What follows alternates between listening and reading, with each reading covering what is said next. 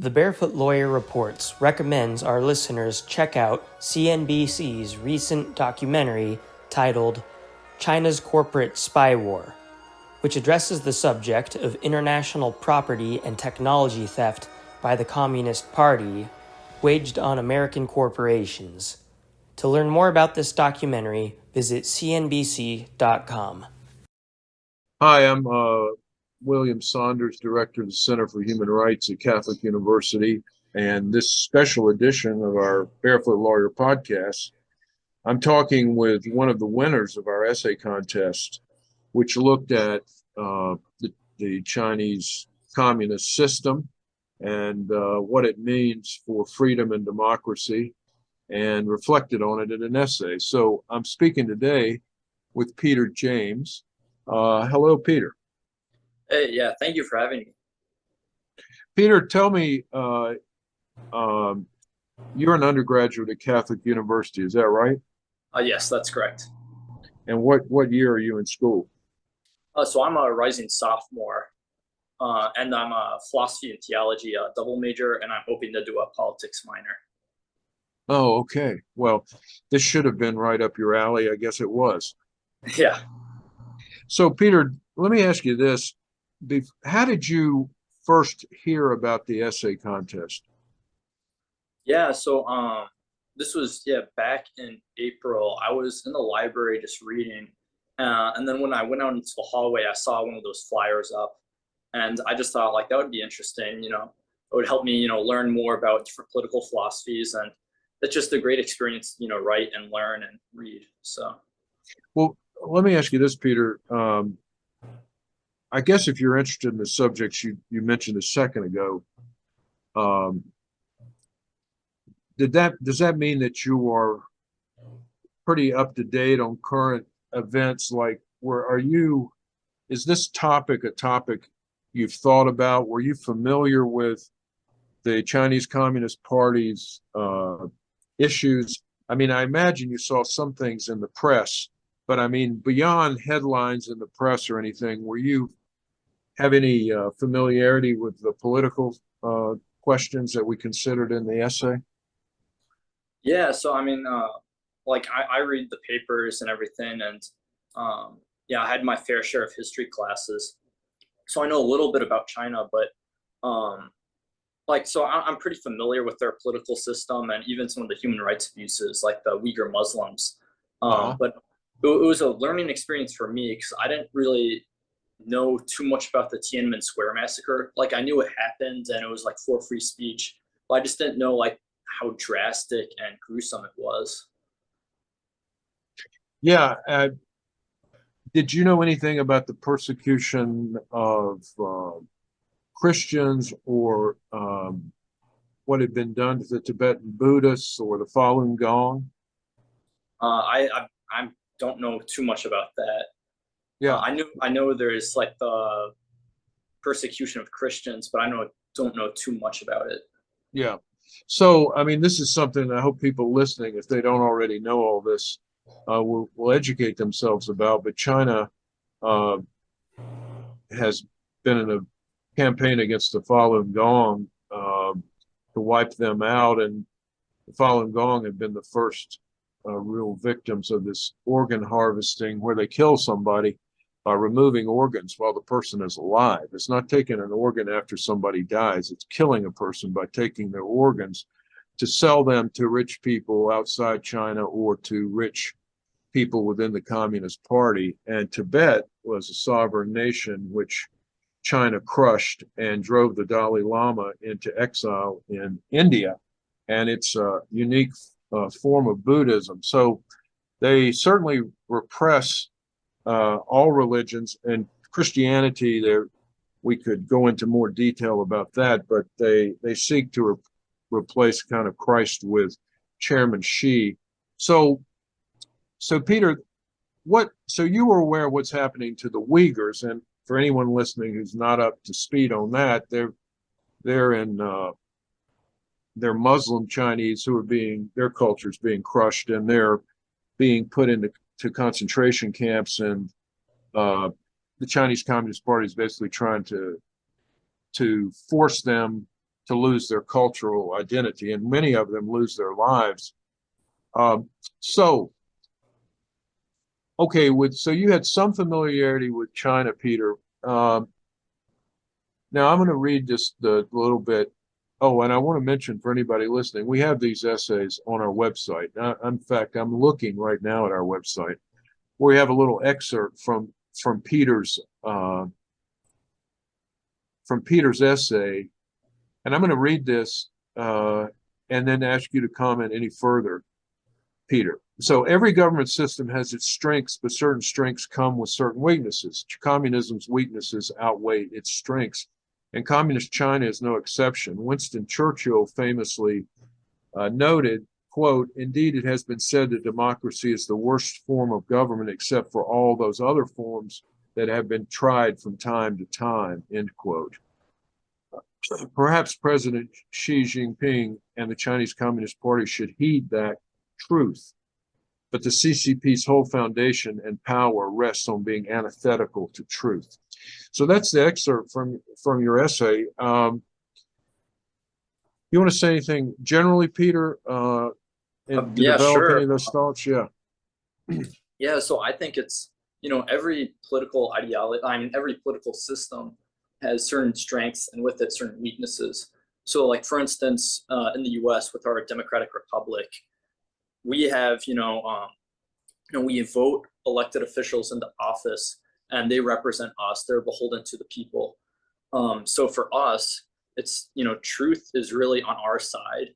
And when we, support truth and free speech, it really benefits us. So that's why the media is important in our country.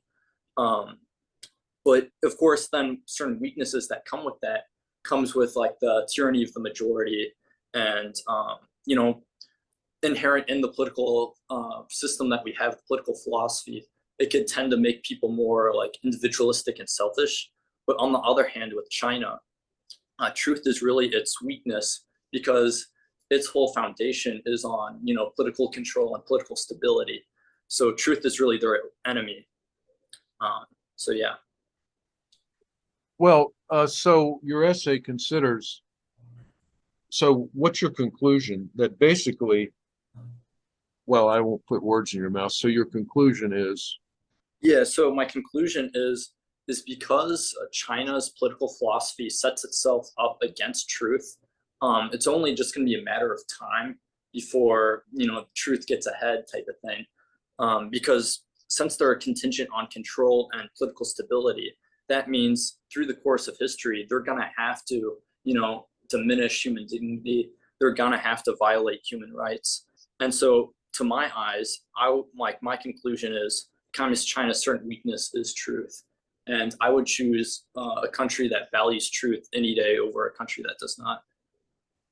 Yeah, so I assume everybody listening to this podcast knows well the work of Chen Guangcheng, the Barefoot Lawyer, for whom the podcast is named, and who is a distinguished fellow at our Center for Human Rights.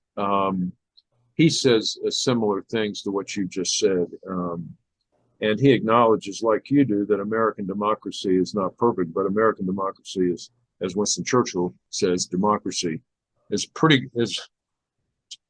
in a sense, the best form of government there is, not because it's perfect, but because the others depend on the denial of the truth or the suppression of the rights, human rights. Do you have any thoughts, Peter, about what may be happening and what may happen in the future? I mean, you're a citizen, you're a college student, you read the newspapers, you've thought about the system of government they have in China, and you're aware of the current events. What are your thoughts on that? Yeah, so I'm just thinking what's going to be the next problem for them. So I know for across the world and even especially for China, they have a falling birth rate. And so I think in order to, keep that political stability and to have a great economy, I think they're going to start cutting back on benefits for the elderly. And so what's going to happen is I think there's going to be strict austerity measures. And I don't think people are going to like that. And so it doesn't matter whatever the problem is, regardless, whenever there's someone who is uncomfortable with the government or uncomfortable with corruption, there's just going to be human rights abuses to crack down on political dissidents. Yeah, I mean, when they started the social welfare system in France, and you retired on a government supported you when you retired, a kind of a social security system. They had 10 workers for every retiree. And in France, that's changed massively. And same thing in communist China with the collapsing birth rate, which some people think is much more disastrous even than what we guess. There just won't be the workers to support benefits for the elderly. And even though they're supposed to guarantee, and it's going to lead to social turmoil. I mean, what do you think about the government of China? Do you think that government can hold on, or do you think that there's going to be some form of democracy to emerge? I mean, that's an important question because, right, I hope, they sometime in the near future accept democracy.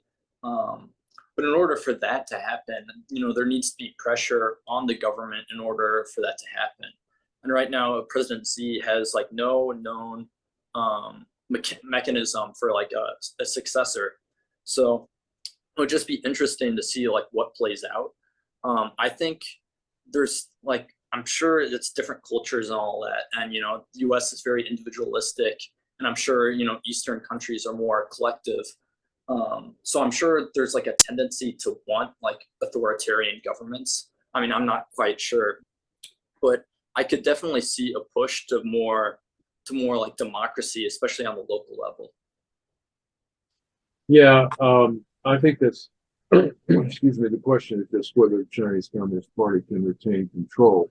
It's already quite a totalitarian state, and if it crunches down more, and frankly, as Chen Guangcheng says, and people who listen to this podcast know, there's a great hunger for democracy in China among many, many, many, many, many people.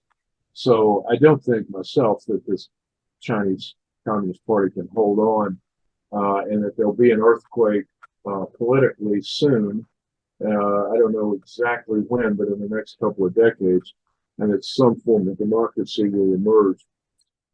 Peter, anything that you would like to say about this issue that maybe I haven't brought out, or you want to emphasize a little more? I mean, I'm just thinking, yeah, speaking of like democracy and like what China might do in the future, I think it's an interesting parallel to look back at, the 80s and the 70s when the US was like battling with stagflation, a really bad economy. And, the USSR from afar looked really great. And, we thought we were going to like, shoot, we're going to be in the long haul, battling against them in the Cold War.